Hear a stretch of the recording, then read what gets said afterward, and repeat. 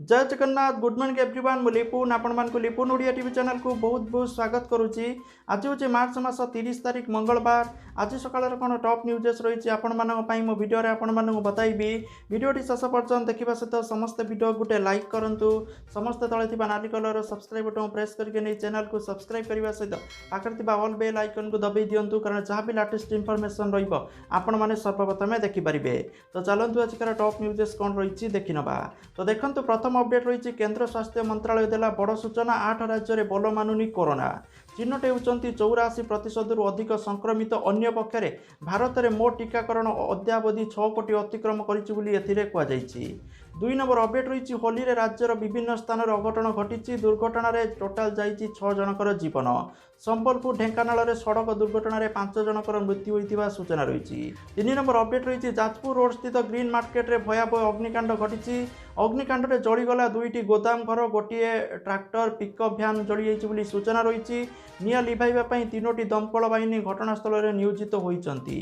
रमेश राउत और बलराम साहू 2टी परिबा गोदाम संपूर्ण जली जाइए। गोदाम रे थिबा कंप्यूटर नगद टंका पनीपरिबा अन्यान्य सरंजाम जलीपोड़ी पाउंश हो जाइए। अग्निकांड में प्राय 20 लाख रु अधिक टंकार संपत्ति नष्ट होता अनुमान करा जाउची।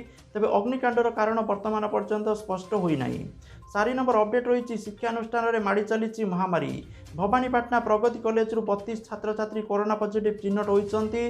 तेबे देश में कोविड द्वितीय लहर आरंभ होता बेले छात्र छात्री माने संक्रमित चिन्हट होगा चिंतार विषय पलटि। 5 नंबर अपडेट रही भुवनेश्वर अभावनीय घटना घटी जाइए। राजधानी बासिंदा होली पालन करुवा बेले सामना को आसी युवती एक कारनामा। मास्टर कैंटीन छकरे जड़े युवती हाथ काटी आत्महत्या करथिबा उद्यम करिसंती। गुरुतर अवस्था युवती को उद्धार करी कैपिटल हॉस्पिटल में भर्ती करा जाइछि। एजाए युवती जनक अचेत अवस्था अच्छी। युवती जनक कहीं केमिति करथिले कोन पई हाथ काटिथिले ता वर्तमान पर्यंत स्पष्ट होईना। जाकि खारबेल नगर थाना पुलिस एने तदंत करुछि। 6 नंबर अपडेट रही ओडिशार पाणीपाग को लेकिन आगामी 24 घंटा मध्य राज्यर 2 जिले में घूर्णिझड़ संभावना रही। हल्कारु मध्यम धरणर वर्षा सहित होईपारे वज्रपात। येलो वार्निंग जारी कला पाणीपाग विभाग। यह समय मध्य राज्यर मयूरभंज बालेश्वर जिलार गोटे किंबा 2टी स्थान में हल्कारु मध्यम धरणर वर्षा सहित वज्रपात होबार संभावना रही। मार्च मास 30 तारिख ठारू एप्रिल मास 2 तारिख पर्यंत राज्य में प्रबल ग्रीष्म अनुभूत प्रभाव नहीं सतर्क सूचना जारी करिछि भुवनेश्वर आंचलिक पाणीपाग केन्द्र विभाग। ग्रीष्म प्रवाह को दृष्टि रखी मध्याह्न पर लोक घर भितर पदा को न बाहर को परामर्श देती सूचना रही। 7 नंबर अपडेट रही स्त्री मुंडरे हेलमेट न स्वामी को पुलिस 4 घंटा थाना अटक रखि अभियोग होती। एपरिक स्त्री को रास्तार छाड़ी स्वामी को थाना को नहीं जाइथिला पुलिस। फल प्राय 3 किलोमीटर चली चली जाइथिले गर्भवती थिबा स्त्री जनक। मयूरभंज जिला शरत थाना अंचल हेलमेट चेकिंग चली बेले स्थानीय नोट पंचायतर विक्रम बुरुली निजर 8 मासर गर्भवती स्त्री को सांगरे धरी स्वास्थ्य परीक्षा नहीं। स्वामी मुंडर हेलमेट आ मुहरे मास्क थिला हेले स्त्री मुहरे मास्क थिले मध्य मुंडर हेलमेट नथिला। तो तापर पुलिस तांको धरी फाइन काटिबा परे पाखरे पैसा नथिबारु से ऑनलाइन पैठ करदेवे बोली अनुरोध करथिले। हेले एथिरे पुलिस राजी होई नथिला आउ तांको सेठारु थाना को नहीं जाइथिला। स्त्री गर्भवती थिबा जानी सुनी तांको सेठारु छाड़ी चली जाइथिला पुलिस। परे से 3 किलोमीटर चली चली जाइथिले। एने उभय एसटीओ पीओ को लिखित भाव जणाइबा परे संपृक्त पुलिस अधिकारी को निलंबित करा जाइछि। 8 नंबर अपडेट रही महाराष्ट्र राज्य में बेलगाम हेलानी कोरोना। मुख्यमंत्री उद्धव ठाकरे पाखरे नाई अन्य विकल्प। लॉकडाउन रणनीति स्थिर करने देले निर्देश बोली सूचना रही। 9 नंबर अपडेट रही राज्य में बंद हेबनी सरकारी स्कूल। कोविड राज्य में नवम एवं एकादश श्रेणी में क्लास बंद हेब नाही। एवं राज्यर केवल किसी बेसरकारी शिक्षानुष्ठान कोविड संक्रमित चिन्हट होती। सरकारी शिक्षानुष्ठान किंतु एसबी की पालन कराई क्लास होउची। सरकारी शिक्षानुष्ठान वर्तमान पर्यंत कौन संक्रमित चिन्हट होना। तेणु सरकारी स्कूल को बंद करने को एजाए कौन निष्पत्ति होना बोली सूचना देते स्कूल और गणशिक्षा मंत्री समीर रंजन दास। 10 नंबर अपडेट रही पवित्र रंगर पर्व होली रे सुरक्षाकर्मी को मिली बड़ सफलता। महाराष्ट्र गड़चिरोली अंतर्गत खोब्रामेंढा जंगल में सुरक्षाकर्मी गुड़ी में 5 जन नक्सल निहत होती। निहतों मध्य 2 महिला नक्सल थिबा सूचना रही। 11 नंबर अपडेट रही विजु पट्टनायक ବୈଷୟିକ ବିଶ୍ୱବିଦ୍ୟାଳୟ BPUT ଦ୍ୱାରା ପରିଚାଳିତ ଇଞ୍ଜିନିୟରିଂ ପାଠ୍ୟକ୍ରମର ପ୍ରଥମ ଆଉ ତୃତୀୟ ସେମିଷ୍ଟାର ଅଫଲାଇନ୍ ପରୀକ୍ଷା ଏପ୍ରିଲ ମାସ 22 ତାରିଖରୁ ଆରମ୍ଭ ହେବ। ଏନେ ଶନିବାର ଦିନ BPUT ପକ୍ଷରୁ ବିଜ୍ଞପ୍ତି ପ୍ରକାଶ ପାଇଛି। ଆପଣମାନେ BPUT exam.in ସାଇଟ୍ରେ ଯାଇକି ଡିଟେଲ୍ସ ଜାଣିପାରିବେ। 12 ନମ୍ବର ଅପଡେଟ୍ ରହିଛି ଭୁବନେଶ୍ୱରରେ ଆଜି ପେଟ୍ରୋଲ ଦର 29 ପଇସା କମି 91 ଟଙ୍କା 51 ପଇସା ରହିଥିବା ବେଳେ ଡିଜେଲ ଦାମ 28 ପଇସା କମି 88 ଟଙ୍କା 38 ପଇସା ରହିଥିବା ସୂଚନା ରହିଛି।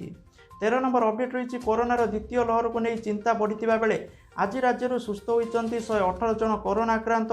ଏନେଇ ଟ୍ୱିଟ୍ କରି ସୂଚନା ଦେଇଛନ୍ତି ରାଜ୍ୟ ସ୍ୱାସ୍ଥ୍ୟ ଓ ପରିବାର କଲ୍ୟାଣ ବିଭାଗ, ଯାହାକି ମୋଟ ସୁସ୍ଥ ସଂଖ୍ୟା 3,36,809କୁ ବୃଦ୍ଧି ପାଇଛି। 14 ନମ୍ବର ଅପଡେଟ୍ ରହିଛି ଦୂରସଞ୍ଚାର ନିୟାମକ ଟ୍ରାଇ SMS ନିୟମରେ ପରିବର୍ତ୍ତନ କରିବା ପାଇଁ ଯାଉଛି, ଯାହାକି ଯେଉଁ ନୂଆ ନିୟମ ରହିଛି ଯେତିକି ସବୁ ଟେଲିକମ୍ ଅପରେଟର ରହିଛନ୍ତି ସମସ୍ତେ ଆସିକି ଟ୍ରାଇର ନୂଆ ନିୟମକୁ ମାନିବା ନିହାତି ଦରକାର।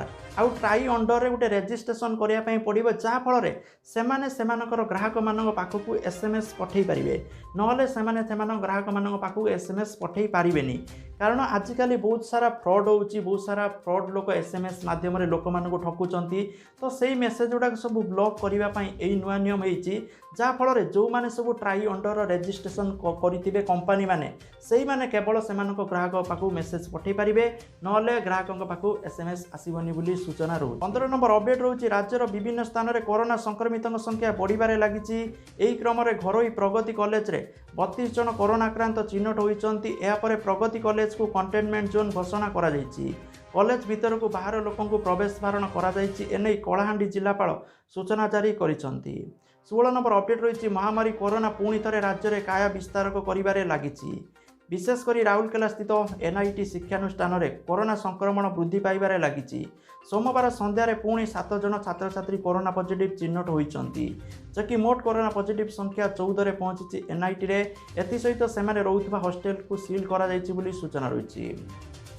17 ନମ୍ବର ଅପଡେଟ୍ ରହିଛି ପାକିସ୍ତାନରେ କରୋନା ସଂକ୍ରମିତଙ୍କ ସଂଖ୍ୟା ବଢ଼ିବାରେ ଲାଗିଛି। ସ୍ଥିତି ଅଣାୟତ୍ତ ହେଉଥିବା ଦେଖି ଇସଲାମାବାଦର କିଛି ସ୍ଥାନରେ ଆଂଶିକ ଲକଡାଉନ ଘୋଷଣା କରାଯାଇଛି।